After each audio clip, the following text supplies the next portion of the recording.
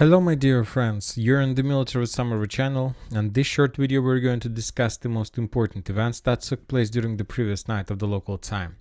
During the previous night, the Russians made massive missile attack all over the entire Ukraine. The explosions took place in Odessa, in Lvov, in Kiev, in Mirgorod, in Kharkov, in Dnipro, in Zaporozhye. A lot of attacks, a lot of waves. Now we have already, by the morning of the local time, we have a lot of details, a lot of updates about the type of weapon, type of missiles the Russians were using, the objects that were attacked, and so on. So according to information we have, the Russians were using few waves of strikes. First wave was drones, and the main purpose of drone strikes were to discover the Ukrainian air defense systems, and for these purposes the Russians were trying to attack as far as possible to the western part of Ukraine. So the main purpose and the main job of drones were to fly and stay above the territory of Ukraine as long as possible, and to hit as far as possible areas like Lvov. And furthermore, when talking about Lvov, the sources are saying that anyway, sooner or later those drones got the destination, and the destination was the polygons and military bases and so on. So the explosions took place also in Odessa. As you can see on these scenes, the Ukrainians were trying to shut them down, but as usually the Ukrainians were using not just the Russians were attacking the Ukrainians with new type of Shahed of new generation, with a completely different surface that is less visible for Ukrainian air defense, so that's why they were forced to use missiles, and not always some missiles worked successfully. There were a lot of cases when the Ukrainians, according to some sources, using their own missiles, hold their heads, their own buildings. Furthermore, the missiles, after the Russians managed to discover the Ukrainian air defense with drones, then the Russians launched the first wave of missiles. The Russians were using the bases on the south of Russian Federation in Caspian. I'm talking about the cities like from the Caspian region, and the airfields Engels and Kaspiysk. And the sources are saying that the Russians were using up to 18 aircraft and more than 150 missiles just during the previous night. Imagine yourself the significant number of these missiles that were launched to the territory on the territory of Ukraine. And furthermore, the Russians haven't used their their Black Sea fleet, these caliber carriers and so on, submarine fleet, all these things completely fully loaded and waiting for its time. So there are still a lot of possibilities and lots of approaches how the Russians can attack and suppress Ukrainian infrastructure and so on. Furthermore, we got a lot of updates, a lot of videos from Zaporozhye. On this sense, we can see the footage of one of those results of those strikes. As you can see, a lot of civilians, residential area.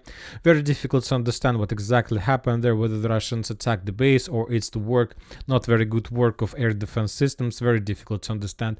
When talking about Dnipro, the Russians attacked and destroyed a mall. Very big mall where you can find products and so on. Or maybe this is another case of air defense work. So there is a better footage. This is the picture from the mall inside. As you can see, the roof fell down. There is products, as you can see, so everything is ready for New Year. Maybe this area used by the Ukrainians as the ammo depot, some basements and so on, but from on the surface we could see just a regular magazine or shop or mall. When talking about Mirgorod, the Russians, as we know, could attack the air defense airfield in this area that Ukrainians use for Su-24, Su-27 aircrafts. When talking about Kiev, there were a lot of explosions, lots of attacks as well. We have few geolocations, we have few footage and pictures of explosions. For example, on this scene we can see how Ukrainian was filming the result of strike, as a result of missile attack. The roof of the building was damaged. Of course, it's very difficult to understand whether it's a missile or air defense missile of Ukrainian forces. Furthermore, by 11 a.m. of the local time, the sources have summarized the targets, and from the open sources, once again, the Russians during the previous night attacked the Yarovsky polygon in Lvov, the area that Ukrainians use for trainings in the western part of Ukraine, the objects of critical infrastructure in Lvov, the military base, military warehouse in Kiev, the warehouses in Kharkov. Also, the Russians attacked the factory of Ukrainians that Ukrainians use for production of missiles. Also, the Russians were discovering and attacking air defense positions, and the Russians attacked the Academy of Infantry Forces in Lvov.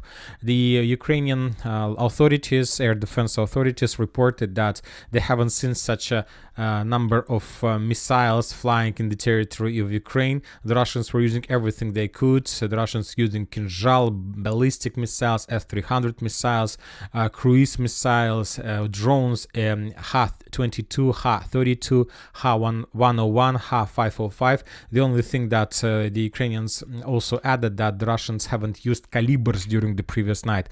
And we are returning back to the Black Sea and to significant number of caliber carriers that currently located in the Black Sea that waiting for their time. Significant number of ships, significant number of submarines, and everything is ready to continue. Obviously, the Russians will continue. Furthermore, the sources are saying about significant number of explosions in Kharkov. Other sources reported that there were around 20 explosions. So by 7 a.m. of the local time, there were around 10 explosions, 10 strikes, but by 11 a.m. of the local time, around 20 strikes, 20 explosions took place in the city.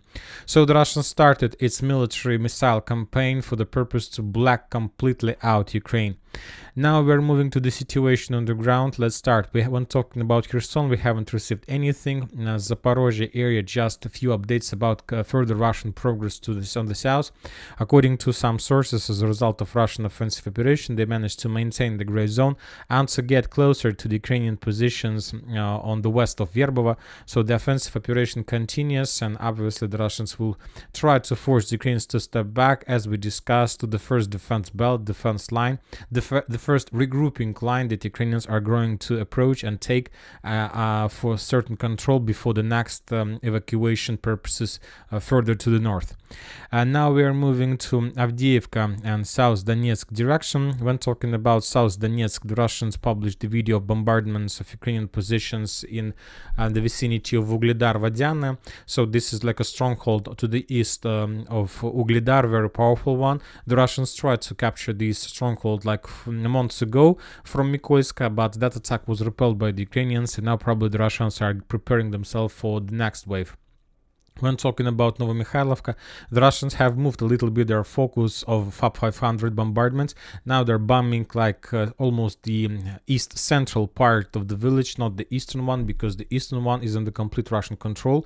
And now they're trying to clear the road further to the central and the western part of the village. Probably the next few days we're going to receive more footage and updates from this area. We haven't received anything from Mariinka, and we have interesting update from Avdiivka. As we discussed in the previous video, if you remember that before I start making the previous video, there was like reports that the Russians managed to penetrate the Ukrainian defense belt in the residential area Militseyske, and today we got the footage. The Ukrainian tank was moving in this village, in this part of Avdiivka, and this tank was hunting the Russian forces and was attacking the Russian positions from the close positions. So this the Ukrainian tank, the main purpose of him was to ruin the buildings, to ruin possible Russian fortifications, and just to destroy the buildings. You see, he was attacking like in 5 meters, he was destroying the building, possible position of Russian forces. So this video confirms the Russian progress, and before the next video we will update the map. And we will update the map something like this. This territory very likely is under complete Russian control. We haven't received anything from Berdych or Stepovo. The only update we have that was written with the telegram message that the Russians can completely establish control over this territory and continue their movements further to Achiretina and further to Novokalinovo. But we will keep this area as a gray zone before we get some real geolocated videos or something.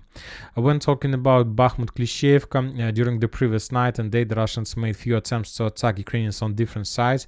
The first attack took place from the hill 215.7 in direction of the trees and forests and tree lines lines on the west of Klishevka. We don't know the results of that attack.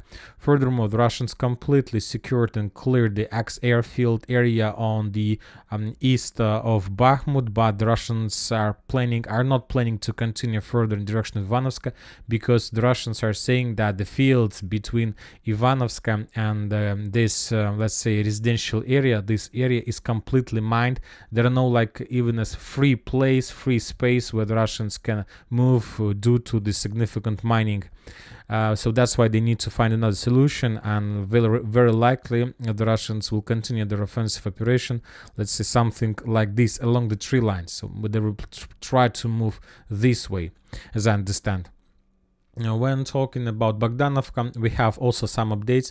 The Russians are saying that they managed to advance another 500 meters along this tree line. The Russians managed to advance further in the direction of Grigorovka, and the sources are saying that the Russians have already reached the outskirts of the village. So probably today we're going to receive first footage of clashes inside of this area, and the Ukrainians start publishing the video of reconnaissance operation above Bogdanovka, which from some perspective confirms the Russian progress. On this scenes we can see the Ukrainian drone who was flying about the central part of Bogdanovka, and the author of this video added to this material that the Ukrainians were trying to find and discover the Russian positions. So probably this is the first more or less evidence that the Russians have some progress inside of the village.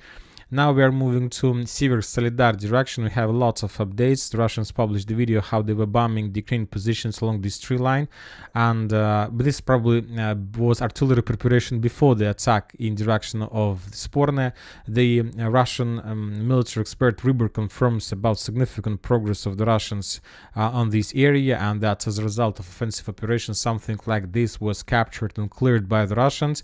Other sources are saying that the Russians managed to answer the farms, and currently they're located here, but once again without any geolocated video confirmations. If there is such a progress, probably the next let's say day or hours, we're gonna receive something. When talking about Skopjansk direction, we have just one video of another failed Russian attack. To be more precise, we have already discussed this attack yesterday, but today we got more details. As you can see, the northern part of Sinkovka is completely covered with fire, with smoke, very heavy clashes all along Sinkovka from the northern part to the south eastern part. And the Ukrainians, this video was published by the 14th Mechanized Brigade, and on this video we can see more details of failed Russian attack. But the thing that I should note that the Russians managed to land their infantry and capture these tree lines. So we'll see whether that attack was successful or not. But anyway, the armored vehicles were completely destroyed. So that's it about the situation on the ground. This upcoming night we're expecting more strikes from the Russian side, and let's see what is going to be next. And that's it for the short video. Military Summary channel reminds to condemn any violence in the world. Thank you for watching. Subscribe to my channel, put your likes, join my Patreon, and have a good day. Bye bye.